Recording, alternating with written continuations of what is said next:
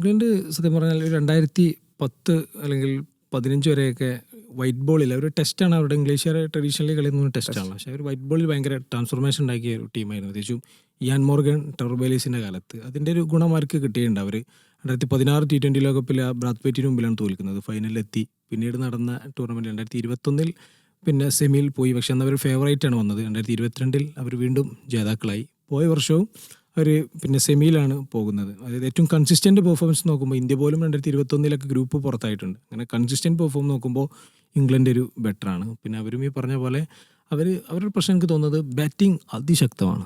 തോന്നുന്നത് India, Australia അല്ലെങ്കിൽ ഓസ്ട്രേലിയക്ക് മേലെ വേണമെങ്കിൽ ഒക്കെ അല്ലെങ്കിൽ ആ ഒരു കട്ടക്കുള്ള ബാറ്റിംഗ് ലൈനപ്പ് തന്നെയാണ്. പ്രത്യേകിച്ചും അവരുടെ ഈ പല ഫ്രാഞ്ചൈസി ലീഗുകൾ നമ്മൾ കണ്ടിട്ടുള്ള ഒരുപാട് ആളുകളാണ്. ഇപ്പോൾ നമ്മൾ ഫിൽ സോൾട്ടാണ് അവരുടെ ഒരു ഓപ്പണിങ്ങിൽ പ്രധാനപ്പെട്ട ഒരാൾ.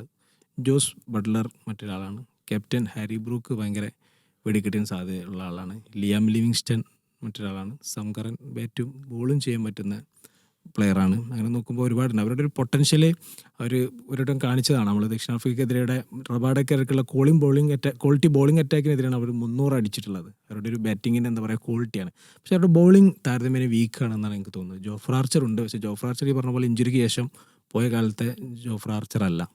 അപ്പോൾ എനിക്ക് തോന്നുന്നു പേസ് ബോളിങ്ങിൽ ഒരു ആർച്ചർക്ക് ഒപ്പം നിൽക്കാൻ പോകുന്ന ആളുകളൊരു അഭാവമുണ്ട്. എനിക്ക് തോന്നുന്നു കുറേയൊക്കെ സംകറനൊക്കെ വെച്ചിട്ടായിരിക്കും ബാലൻസ് ചെയ്യുക. സംകറൻ ഒരു എന്താ പറയുക ചിലപ്പോൾ കൺസിസ്റ്റൻ്റായി പെർഫോം ചെയ്യും. 2022 ലോകകപ്പിലെ ബെസ്റ്റ് പ്ലെയർ ആയിരുന്നു. പക്ഷേ അദ്ദേഹം എത്രത്തോളം കൺസിസ്റ്റൻ്റ് ആകുമെന്ന് കണ്ടറിയാം. പിന്നീട് സ്പിന്നറായിട്ടുള്ളത് വെറ്ററാൻ നമ്മൾ ആദിൽ റഷീദ് തന്നെയാണ് ഉള്ളത്. പിന്നീട് അതിനിടയ്ക്ക് ഇങ്ങനെ ഓരോരോ ജോഷ് ടോങ്ങിനൊക്കെ പോലെയുള്ള അങ്ങനെയൊക്കെ ഒരുപാട് ബോളേഴ്സിന് ഇടയിലായി ഉണ്ടാകും. ഒരു ബോളിംഗ് ഡിപ്പാർട്ട്മെൻറ്റ് അവർ വീക്ക് ആണെന്നാണ് എനിക്ക് തോന്നുന്നത്. പക്ഷേ ബാറ്റിംഗ് ഡിപ്പാർട്ട്മെൻറ്റ് ഭയങ്കര ഡെപ്താണ്. എനിക്ക് തോന്നുന്നത് 7-നോ ഒരു 8-ാമൻ 9-ാമൻ വരെ ബാറ്റിംഗ് ലൈനപ്പ് അവർക്കുണ്ട്. ഇംഗ്ലണ്ട് എനിക്ക് തോന്നുന്നു വൺ ഓഫ് ദ ഫേവറേറ്റ്സ് തന്നെയാണ് ടൂർണമെന്റിൽ എന്നാണ് എനിക്ക് തോന്നുന്നത്. ഈ സാൾട്ടും ബട്ട്ലറൊക്കെ ഇന്ത്യയിൽ ഒരുപാട് എക്സ്പീരിയൻസ് അപ്പൊ അതും നന്നായിട്ട് ഗുണം ചെയ്യാനുള്ള സാധ്യതകളില്ല. അതെ, സ്പിന്നും കളിക്കുന്നവരാണ് ബട്ട്ലർ. ലിവിങ്സ്റ്റണൊക്കെ സ്പിന്നും കൂടിയും കളിക്കാൻ കപ്പാസിറ്റി ആളാണ്. പിന്നെ ഈ ജേക്കബ് ബെത്തലാണ്, ഞാൻ വിട്ടുപോയ പേര്, ജേക്കബ് ബെത്തലുണ്ട്, അദ്ദേഹം സ്പിന്ന് കളിക്കുന്ന ആളാണ്.